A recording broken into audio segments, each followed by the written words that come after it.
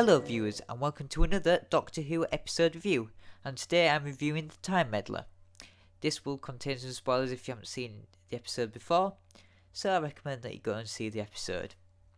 So this is the ninth and final story of the season 2 of Doctor Who, and it is written by Dennis Spooner.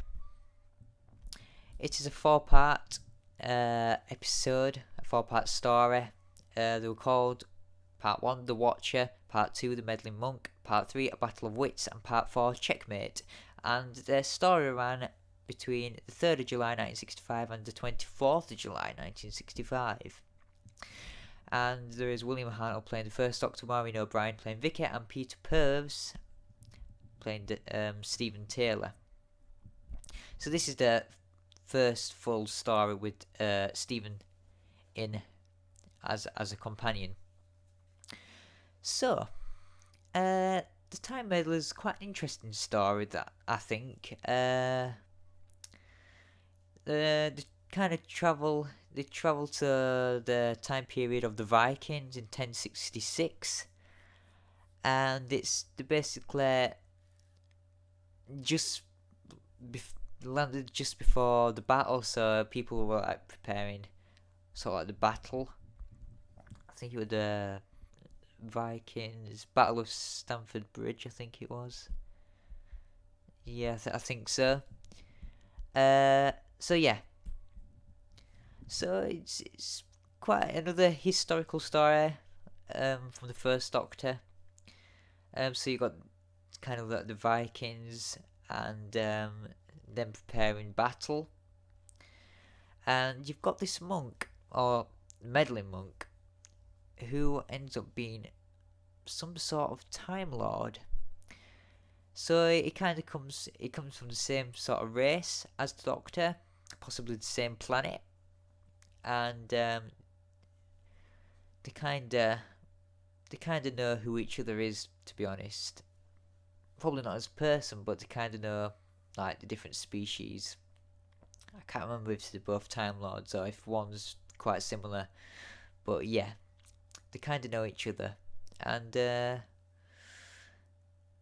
it's very interesting as this is kind of like the first sort of episode where they kind of mention breaking the rules of time, and I found that quite fascinating because I didn't know that any of that kind of existed until about the War Games with Patrick Troughton, when he met the Time Lords. But when I saw this, I was like, wow.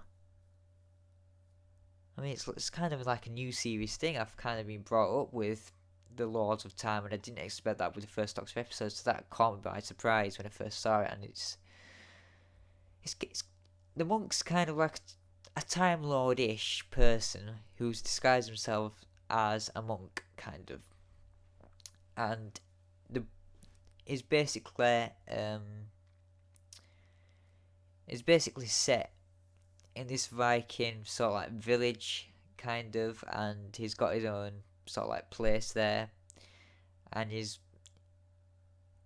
kind of hidden his TARDIS away as a sarcophagus, kind of, or box. I think it's sarcophagus, kind of, and as you know, later on in the episode, Vicky and Stephen find that it's actually another TARDIS, which is quite surprising again, because that's kind of like a thing that most people know about if they've seen the program before, which they probably have if they've seen this. So that's quite surprising. I wonder how people reacted to that in the 60s, but it had a huge reaction. So that was kind of my main bit that I've taken away from this, how this monk is kind of like a Time Lord and has his own TARDIS, and they just kind of describe the breaking the rules of time and all that sort of stuff. So that's probably the best sort of element of the story. As the story stands itself as a 4-parter, it's not necessarily dragged out. It just doesn't go anywhere much, unfortunately. some great ideas with the Time Lord and all that, Time Lord issues and all that. Vicky and Steven, yeah, they played the part well, I suppose, but they were the main focus. It was mainly of the Doctor really and the monk, but the bits of Steven and Vicky, they were really good. I liked how they sort of like discovered the TARDIS at the end, and they kind of like thought about like who the monk was, and started like investigating things and all that. So they played the part well too. It's as a story.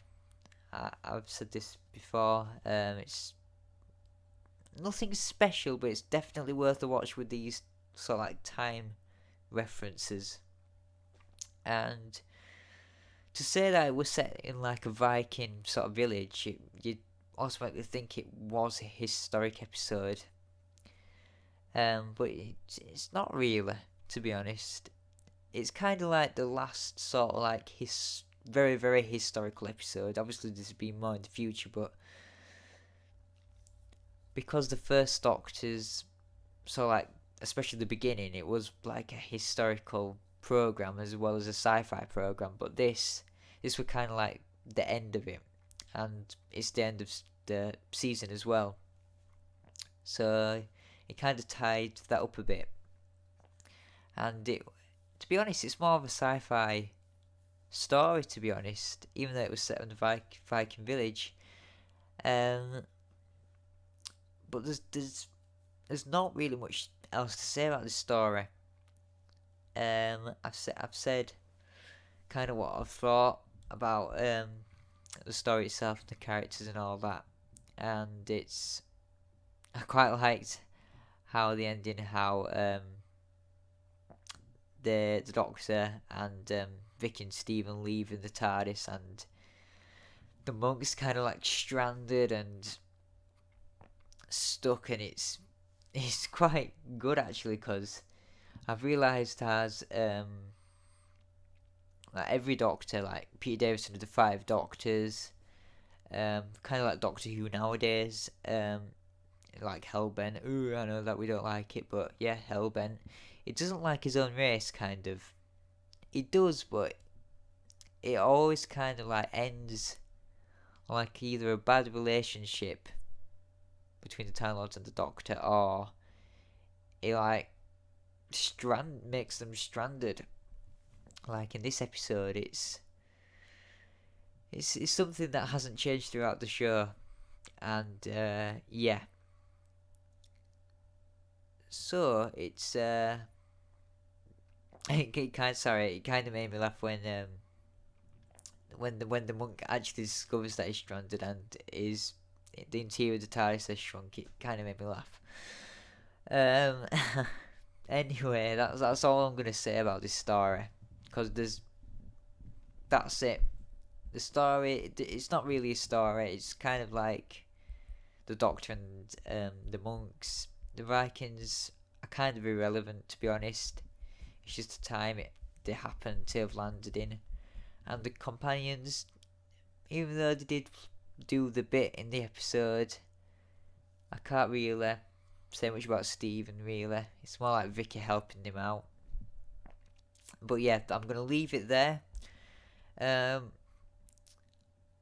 So you probably know by now I'm continuing with series 11 reviews. But for the classic series, obviously we'll be on the 3rd season of Doctor Who ever. And we're going to have to miss a few episodes out, because I've told you before, I'm not reviewing the missing episodes unless somebody wants me to. Then you can comment that below, and a lot of stuff. Or if there's a specific missing episode you want me to review, then I'll do it, because I've seen them all anyway with telesnaps and all that.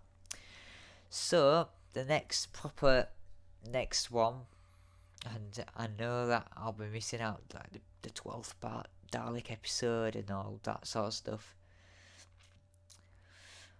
But as it goes, it will be the Ark. which is the 5th episode of the 3rd series of the 3rd season. So I'll have missed about 4 or 5 episodes.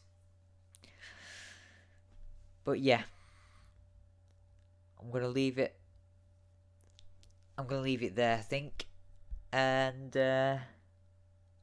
hopefully I'll see you in my next review. Please like and definitely comment and subscribe, please. And these reviews will become more regular, and there won't be any big breaks again, because I was really busy these past few months.